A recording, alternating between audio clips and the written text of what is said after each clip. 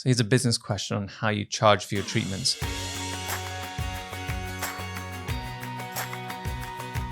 Now, I know it's much more common in the US to charge per unit of toxin. So if you're using 100 units, you charge £2.40 per unit, something like that.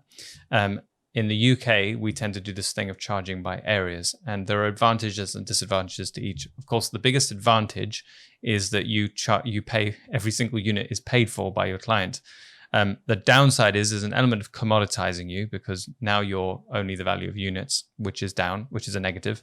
And of course, there's also an incentive for the clinician to use a bit more if they can, to get charged a bit more, which some patients may not like that. So the way that we do it more commonly in the UK is to charge per area. Now, the downside with this, particularly for the clinician, is there might be some patients who you are basically subsidizing their treatment. I've certainly had some men in the past who have really big muscles, and our pricing structure just didn't build that in. And it was almost pointless me treating them from a business perspective. So that can happen if you're not careful.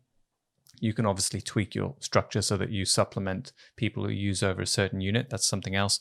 And of course, on the other end of the spectrum, you might have people who use very, very little, and they're still effectively, they could feel like they're paying over the odds. Now, I actually think we should move towards charging for the service, not for the products that we use. So I prefer the area thing, because it's a little bit better than the units, because there's the sense that really what you're paying for is the skill and the aftercare and the consultation and all of that. You're not just charging per unit. So those are my thoughts on it. It's up for you to decide which one works best, and of course, which one your patients are expecting, because it's one thing having an opinion and doing things differently, but if everyone is at odds with your way of charging, that might cause its own problems. So, but those are my thoughts. Hope it helps.